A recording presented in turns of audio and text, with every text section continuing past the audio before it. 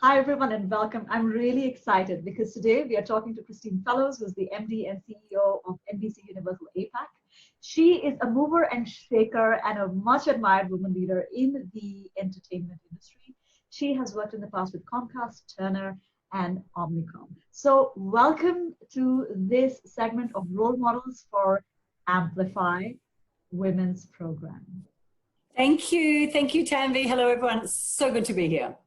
So I first saw Christine on stage at a LinkedIn event, and from the moment she walked onto the stage, I couldn't take my eyes off her. And then she started talking, and she was so impressive, and she was so insightful that at that moment I said, I don't know how I'm going to find her, but I just have to be friends with her. And so I found someone who knew us in common, and here we are. Oh, it's so nice to be, and that's something about you, Tanvi. I've got to tell the people that are listening, Tanvi calls and everyone answers. So it was a great for me to meet you. Yes, you're kind. All right, so this is going to be the segment 3 questions, which I'm hoping women can learn from you as they amplify their voice, vision, and visibility. So my first question is this: woman to woman in a woman's group, do you have any secret rituals or practices as you kind of get ready to go on stage and enter the limelight where a lot of people are going to be looking at you, because you do so many town halls, you do so much of keynote speaking? What does a backstage of Christine getting ready to step out look like? And I will do that. Can I just tell you before I get to the backstage bit, because the only way I can step out onto that stage or onto whatever the platform is to do the level of public speaking that I do is through preparation. I wish there was something that's like, this is a gift, I got it, but it's not. It's really preparation. And many years into doing what I do and having done quite a bit of speaking, I still prepare really diligently.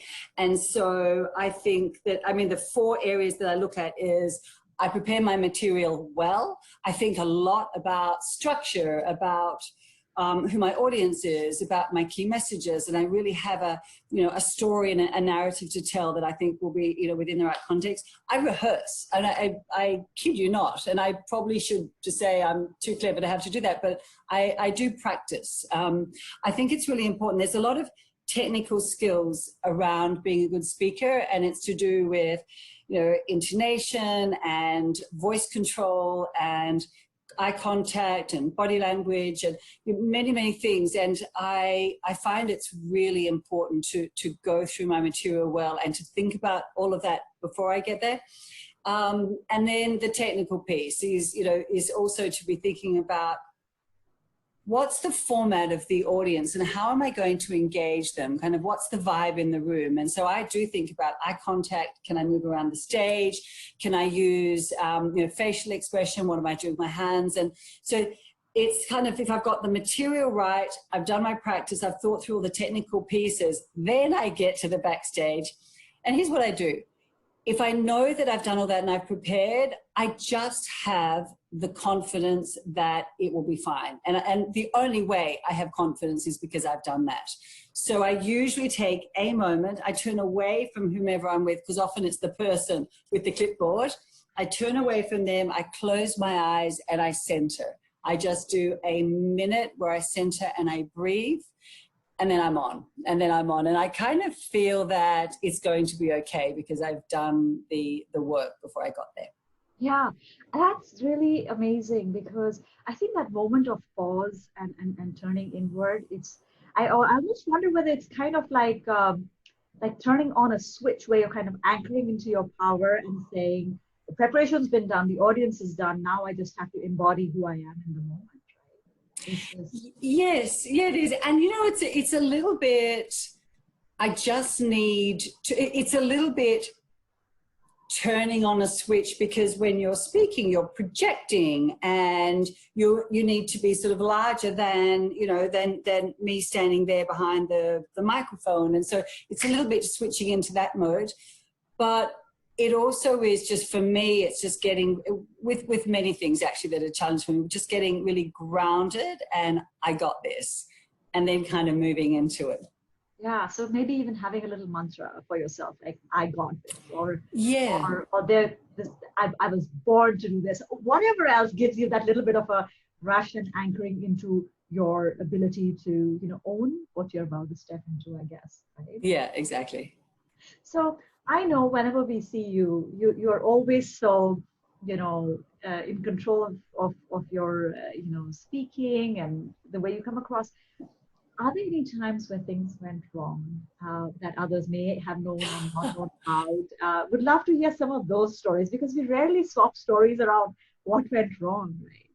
No, exactly. I can give you all the tips on what not to do. I have to tell you, so it's not that everything goes wrong all the time, but honestly, a thing goes wrong a lot of the time.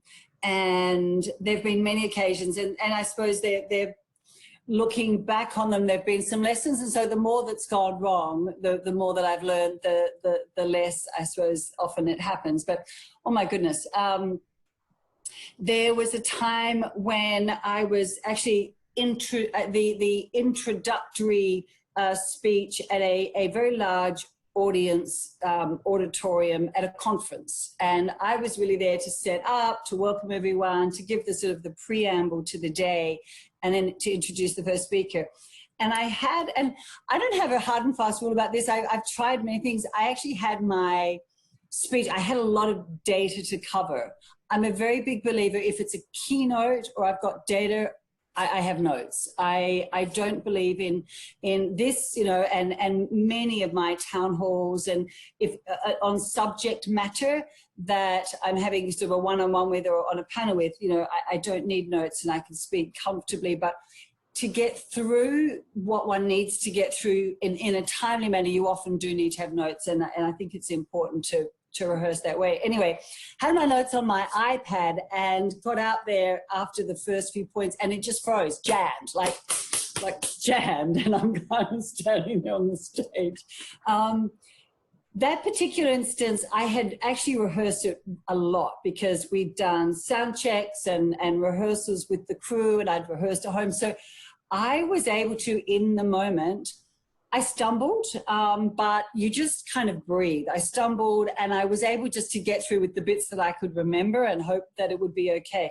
The thing that I found, and I don't think I was brilliant, but I got through, I found that rarely do the people that you're speaking to know the extent of the mistake. I think if you can hold it together in the moment, take a breath. A pause is always fine in any presentation or speech. If you can just gather yourself and your thoughts and take a moment to do that and find a way to pick up and keep going, often people won't really know.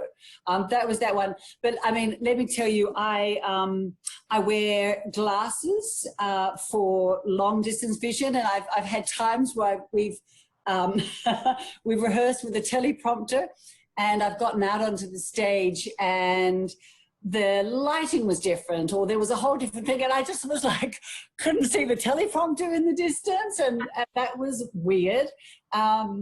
I did it, and I'm going to name drop here for a moment. I did an event in Hong Kong many years ago with the Kardashians, and yes. those girls. And I went onto stage. They're part of our entertainment business, and I went onto stage to introduce them, and we played a video clip of a trailer for the show, and so. That went on. I said a few words and then bam to the trailer, and they were supposed to walk on, and all the sound dropped out of the trailer. So it was like a silent movie, and it was kind of, everyone's standing around going like that. And so I just jumped back on and just did instant ad-lib voiceover to the whole video, which was like, yeah, it's this, and explain what they're doing, which was totally successful. It could have been a disaster. And I think, oh God, I think many of us travel around the region quite a bit speaking, and I have had a number of instances where we've had interpreters.